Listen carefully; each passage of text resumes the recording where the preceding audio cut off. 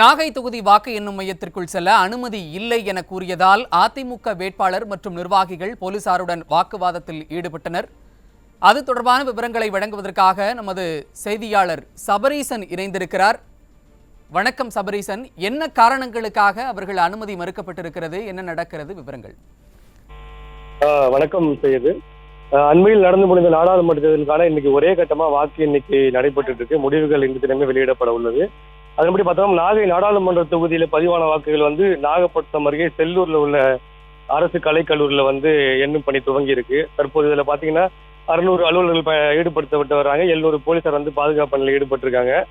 இதுல காலையில இது வாக்கு எண்ணிக்கை மையத்தை பார்வையிட நம்ம நாகை நாடாளுமன்ற தொகுதி அதிமுக வேட்பாளர் சுர்ஜித் சங்கர் வந்தப்போ போலீசார் அவர் உள்ள விடல, அனுமதி மறுக்கப்பட்டதா கூறப்படுகிறது.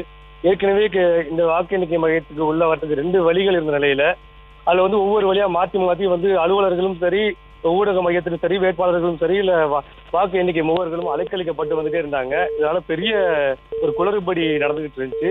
எல்லா வேட்பாளரையும் உள்ள விடாதனால ஒரு நீண்ட வாக்குவாதம் நடைபெற்றது. போலீசார் தொடர்ந்து அவருக்கு அனுமதி மறுத்த நிலையில நீண்ட வாக்குவாதத்துக்கு இறுதியில அவர் உள்ள அனுமதிக்கப்பட்டாரு. இதனால உள்ளே சென்ற நம்ம அதிமுக வேட்பாளர் உள்ள அதிகாரிகள்கிட்ட இது சம்பந்தமான ஒரு புகார் கடிதத்தையும் அளிச்சிருக்காரு செய்யுது.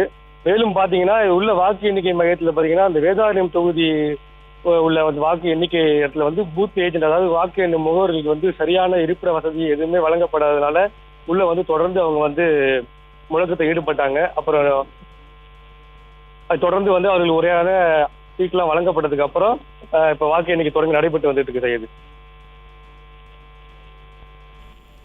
இணைப்பில் விவரங்களை வழங்கியமைக்கு நன்றி சபரீசன்.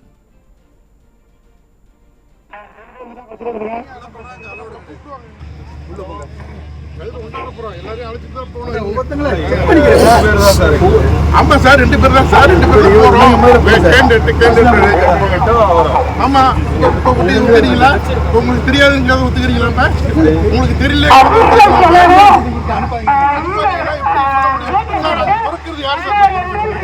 எப்படி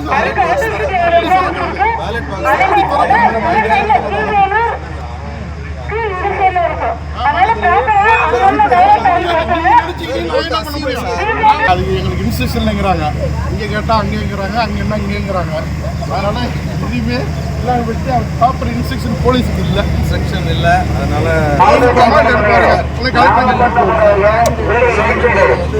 தெரியாம சார்